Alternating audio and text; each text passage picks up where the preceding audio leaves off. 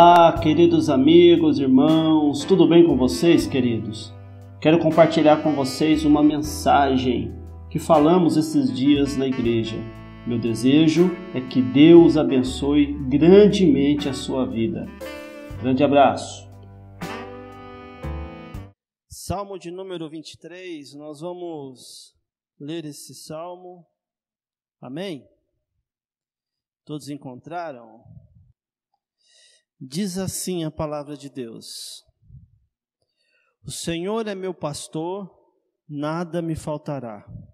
Ele me faz deitar em pastos verdejantes, guia-me para as águas tranquilas, renova minha alma, guia-me pelas veredas da justiça por amor do seu nome.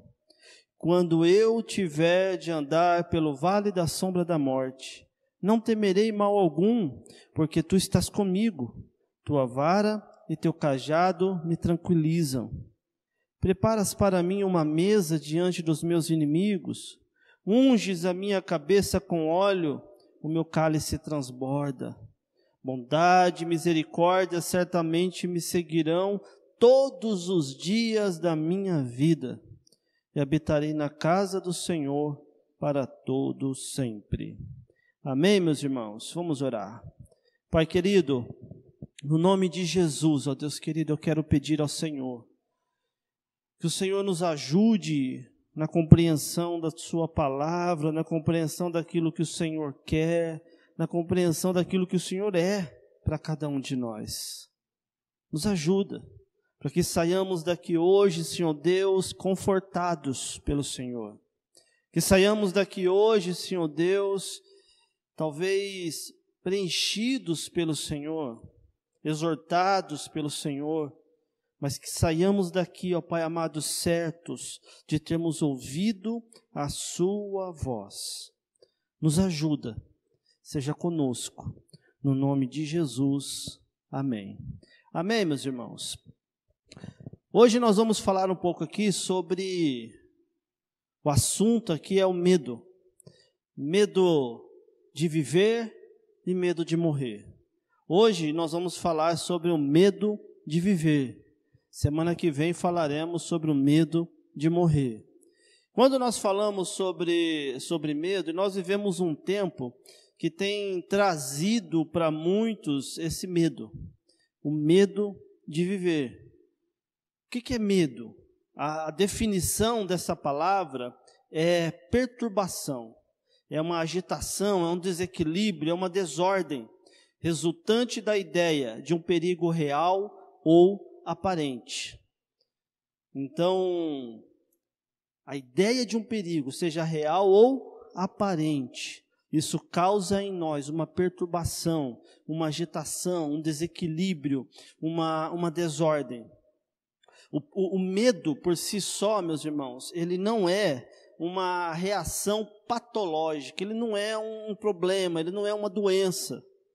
O medo, na verdade, ele é uma reação de proteção e autopreservação, que faz com que a pessoa ou enfrente ou então fuja. São duas reações que são saudáveis. O medo, esse medo que é saudável, ele vai então criar da pessoa essa reação de enfrentar ou então de fugir à situação com que ela está vivendo. O problema é quando então chega o pânico, é quando o medo ele se torna patológico, se torna um problema, se torna talvez uma doença. E esse medo, esse pânico, ele muitas vezes toma conta da nossa consciência. A pessoa que está com esse medo que é patológico, que já está se transformando em doença, ela não enfrenta, ela não foge, ela fica paralisada, ela fica sem controle. Então, para resumir esse primeiro momento aqui, o medo, por si só, ele não é ruim, ele é bom, ele é uma reação de proteção, de autopreservação, que faz a pessoa enfrentar ou então fugir. O problema é quando se torna pânico, que faz com que a pessoa trave, que faz com que a pessoa não decida, que faz com que a pessoa fique lá. Esse é o problema. Como que surge o medo? Além daqueles perigos que são iminentes e reais, os nossos temores, os nossos medos, eles aparecem por causa de associações que fazemos ao longo da vida. Por exemplo, uma criança que durante a sua infância, ela viu ou vivenciou a tragédia de uma tempestade. Aí, com o passar dos anos, toda vez que começa a chover, ela é tomada, vem um medo nela. Porque o subconsciente, o inconsciente, ele associa a chuva que está caindo agora com aquela tempestade, com aquela tragédia que ela vivenciou lá atrás. Estava lendo um pouquinho a respeito disso e uma das frases que eu li que eu achei bem interessante, que falava assim que o nosso inconsciente, ele é atemporal. O nosso inconsciente, ele não tem passado, presente ou futuro. É como se tudo estivesse acontecendo ao mesmo tempo. É por isso que quando a chuva cai hoje, aquele adulto que de repente foi criança e vivenciou aquela tragédia, ele traz para agora, como se estivesse acontecendo agora. Então, aí ele entra nesse medo que é ruim. Como que nós devemos lidar com medo? É tentando tirar ele do inconsciente e trazendo então para o consciente. O consciente faz perguntas. O consciente, ele faz avaliações. Então nós aprenderemos a lidar com esse medo que talvez vem lá do nosso inconsciente, trazendo ele então para o consciente, aonde nós poderemos então decidir se vamos fugir ou então se vamos enfrentar. Fugir não é errado. Em algumas situações é necessário fugir, em outras é necessário enfrentar. E essa decisão, seja ela de fugir ou de enfrentar, tem que vir como base a nossa sobrevivência. Ao mesmo tempo que gere crescimento em cada um de nós.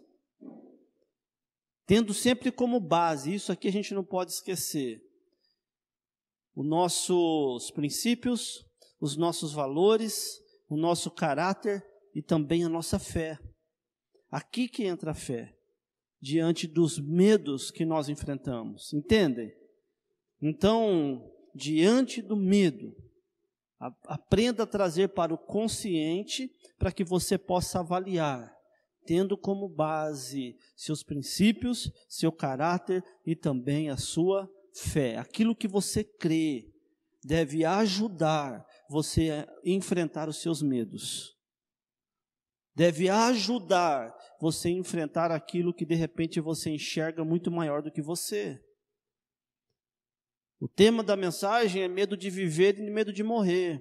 Porque para que nós possamos pensar aqui, eu tentei dividir. Eu sei que o medo tem as suas particularidades, mas eu generalizei nesses dois caminhos. É um medo de viver e um medo de morrer. Por que medo de viver? Eu entendo como a forma que assimilamos e lidamos com as demandas da vida. São as lutas diárias, a educação dos filhos, são as finanças, é o futuro, são os nossos planos, são as decepções, é o casamento, as frustrações, as doenças, o emprego, o desemprego, são as necessidades, são as nossas limitações, são as cobranças que vêm sobre nós. Então, como lidar com esse medo de viver, com esse medo de estar administrando tudo aquilo que vem sobre nós diariamente?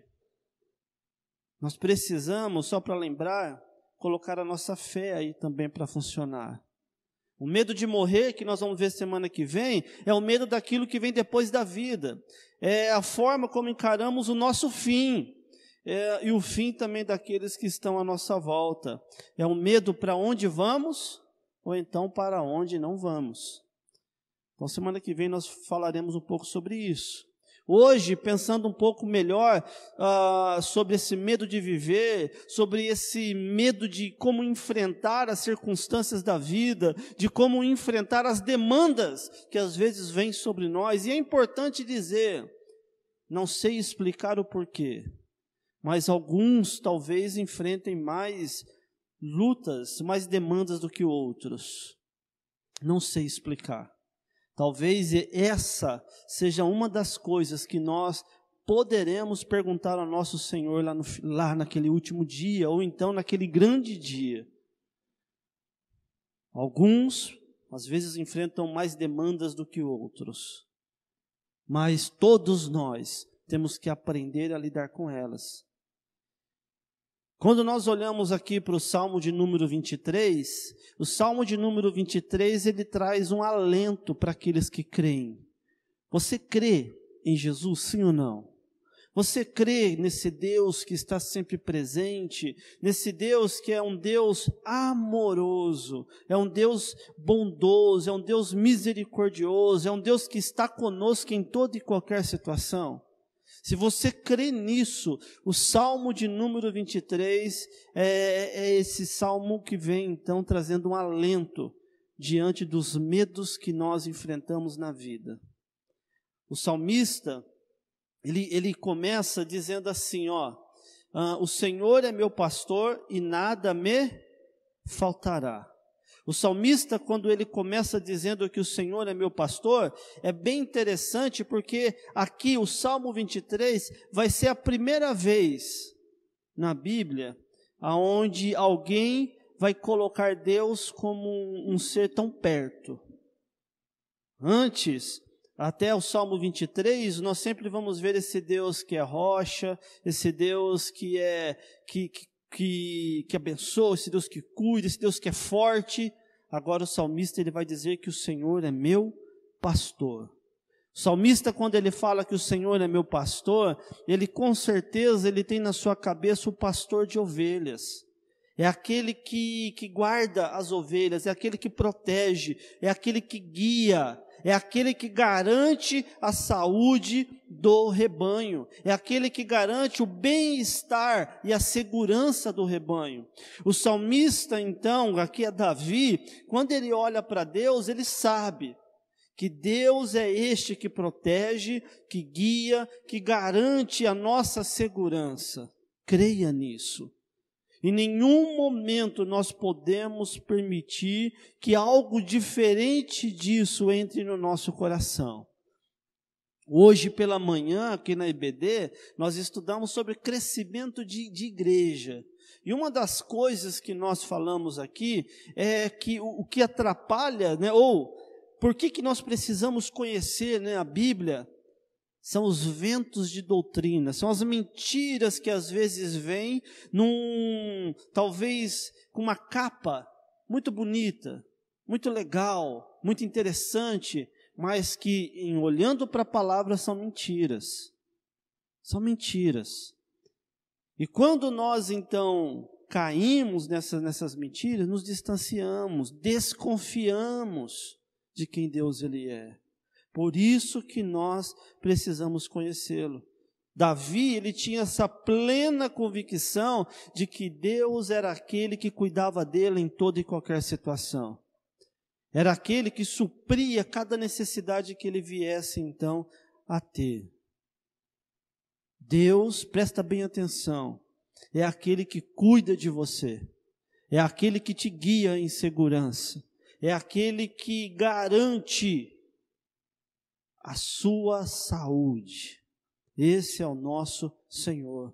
O salmista, ele tem a plena convicção, no versículo de número 2, ele me faz deitar em pastos verdejantes, guia-me para as águas tranquilas. O salmista, ele tem a certeza de que Deus estava atento às necessidades dele. Deus está atento às nossas necessidades. Presta bem atenção, diante das demandas da vida, Deus está atento às nossas necessidades. Ele sabe exatamente do que nós precisamos, Ele sabe. Eu não sei se você já pensou sobre isso, mas às vezes nem nós mesmos sabemos exatamente aquilo que precisamos. Nós não sabemos. Muitas vezes desconfiamos, muitas vezes no momento sabemos. Mas como assim? Olhe para você mesmo.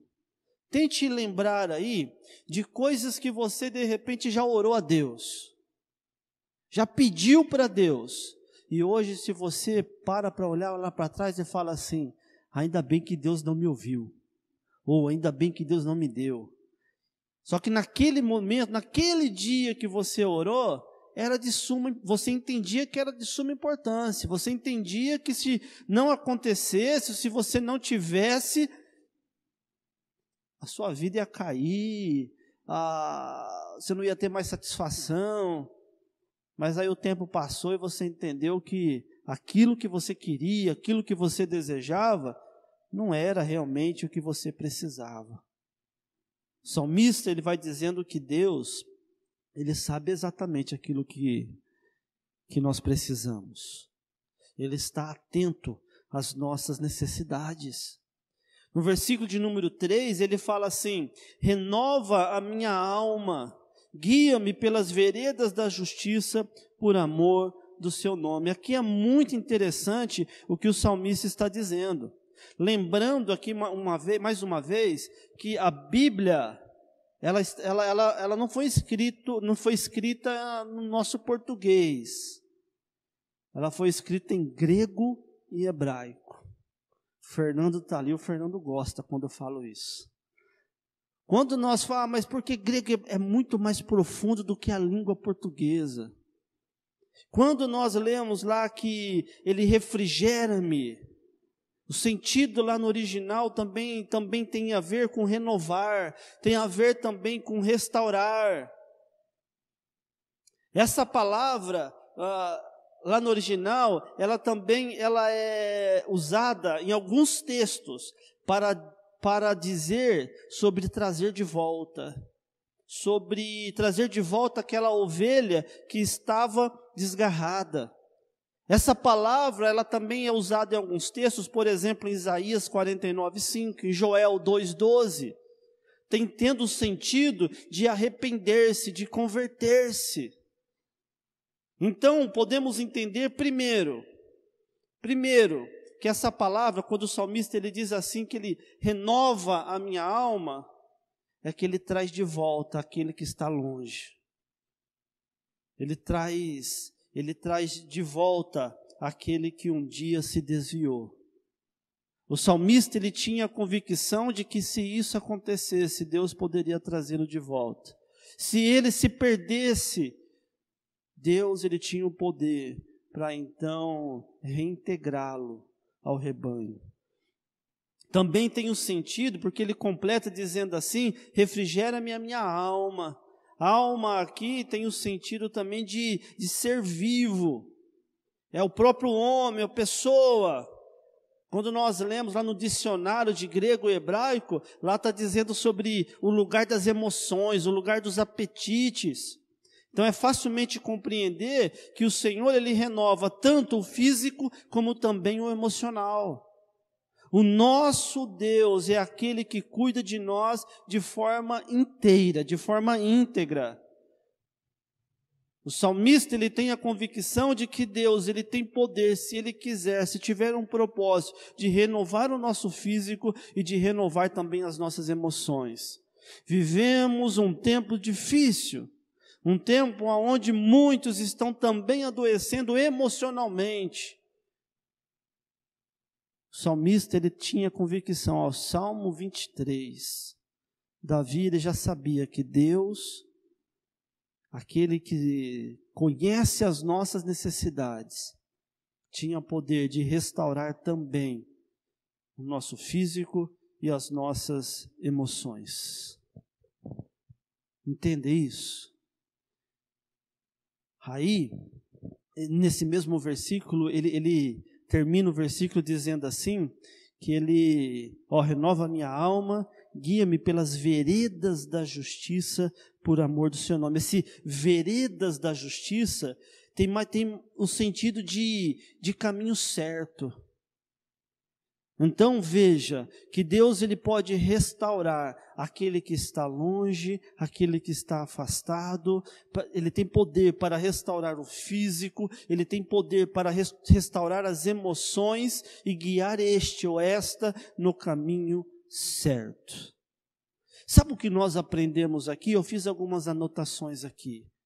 Que não importa o quão destruído você esteja espiritual, físico, emocionalmente, nosso Deus tem poder para restaurar. Você crê nisso? Amém?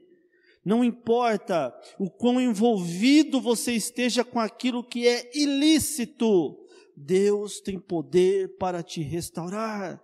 Não importa quão distante você esteja de Deus, Ele tem poder para te trazer para perto. Não importa se você pensa que não tem fé, Deus ele pode te fazer um homem ou uma mulher de fé. Não importa o quão lambuzado você esteja no lamaçal do pecado, Ele tem poder para te restaurar. Isaías 1,18 diz, o Senhor Deus diz, venha cá, vamos discutir esse assunto. Os seus pecados os deixaram manchados de vermelho escuro, mas eu os lavarei e vocês ficarão brancos como a neve, brancos como a lã. O nosso Deus, Ele é poderoso para transformar qualquer situação difícil. Se você olha para você mesmo e enxerga em você o impossível, Deus ele tem poder para mudar essa situação. Mas e se Ele não mudar? Nós somos chamados a crer de que Ele tem tudo sob o seu controle. Tudo. Lá em Ezequiel 36, 26 e 27, diz assim, dar-vos-ei um coração novo, porei dentro de vós um espírito novo, tirarei da vossa carne o coração de pedra, e vos darei um coração de carne.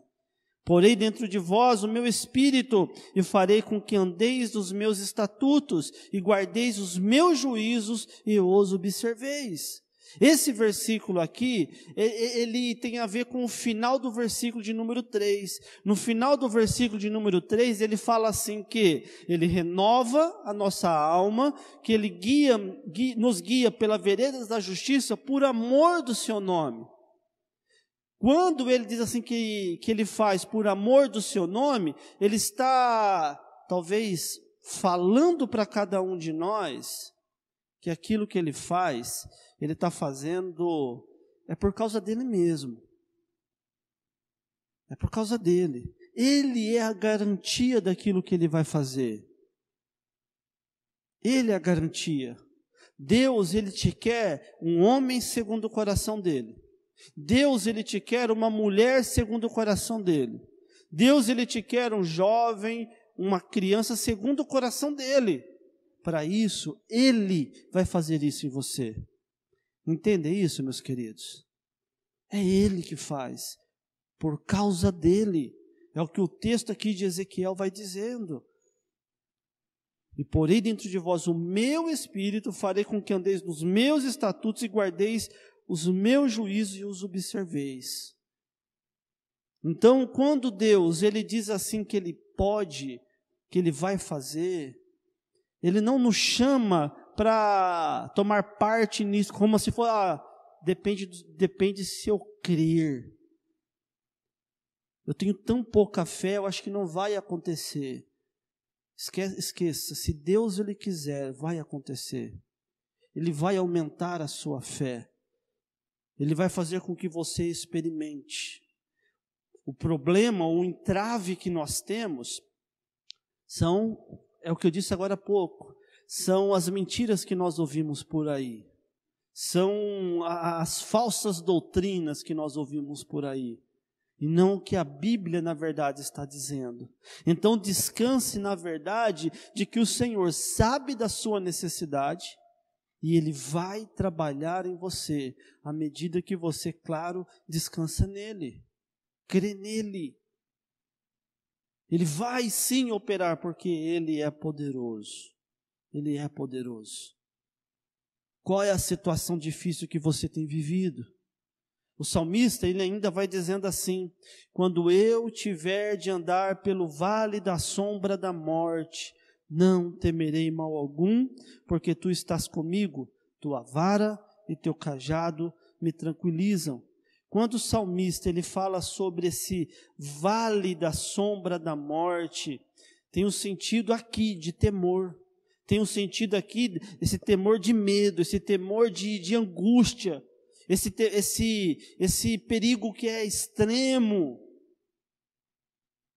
Quando eu passar por isso, diz o salmista, ele descansa em Deus, porque ele sabe que Deus está lá. Como o pastor cuidava das ovelhas, Deus ele também vai estar lá. Quando o medo vier sobre ele descansa, porque ele sabe que Deus está protegendo. Quando ele fala assim que Deus, que o Senhor está com o cajado, está com a vara, né, segundo aqui essa tradução, tua vara e teu cajado me tranquilizam. Algumas outras traduções vai estar escrito aqui bordão. Era um tipo de um cacetete que o pastor de ovelhas ele usava para proteger o rebanho diante do ataque dos predadores. O cajado ele usava para conduzir, usava também para disciplinar as ovelhas, mas aqui aqui entenda que ele está usando, dizendo a respeito da condução desse rebanho.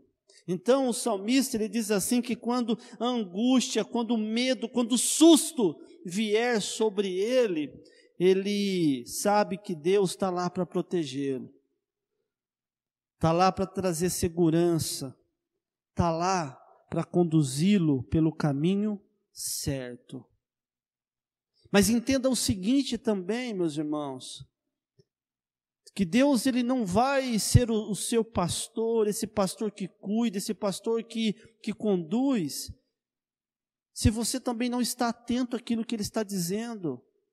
As ovelhas, o rebanho de ovelhas, elas vão pelo caminho certo, porque elas se atentam à condução do seu pastor. Elas se atentam ao caminho que o pastor está conduzindo elas. Então elas chegam até os pastos verdejantes, até as águas tranquilas. Se nós não estivermos atentos àquilo que Deus está nos orientando, àquilo que Ele está nos mostrando, como que nós então experimentaremos o cuidado dEle? Como que nós experimentaremos a proteção dEle sobre nós? Nós somos tentados diariamente a fazermos aquilo que o nosso coração pecaminoso quer. Somos tentados diariamente a fazermos o que as pessoas, o que o mundo, o que Satanás está dizendo. Mas aqueles que creem no Senhor, que creem em Deus, precisam estar atentos ao que Ele está dizendo, ao que Ele espera de cada um de nós. Nós podemos então, nesse versículo 4, entender que ainda que eu esteja num caminho de perigo, de angústia, de temor, ainda que o temor ele tente me invadir, eu posso confiar nele, eu posso descansar nele. O salmista, ele vai um pouco mais além. Ele não tem apenas a convicção de que Deus iria protegê-lo, de que Deus iria cuidá-lo. O versículo de número 5, ele fala assim: preparas para mim uma mesa diante dos meus inimigos, unges a minha cabeça com óleo, o meu cálice transborda. Quando o salmista ele usa esses elementos, sabe, uma mesa diante ali dos seus inimigos, ele fala sobre ungir a cabeça, ele fala sobre o cálice transbordando. Todos esses elementos são símbolos de vitória, símbolos de uma festa, é a descrição de uma festa. O salmista, então, ele tem a convicção de que apesar da pressão que ele possa vir a sofrer, ainda que eu ande pelo vale da sombra da morte, ele tem a convicção de que ele vai vencer. É esse tipo de fé que nós precisamos ter. Eu estou passando por problema, está difícil, estamos vivendo um momento difícil, mas nós vamos vencer. Nós vamos vencer. É assim que nós precisamos crer. O texto que nós lemos agora há pouco de Romanos 8, de 31 a 39, dizia isso. De que nós podemos e devemos crer. Se o Senhor é por nós, quem será contra nós? Se aquele que é o Todo-Poderoso, é Ele que me guarda, nele eu posso e devo descansar.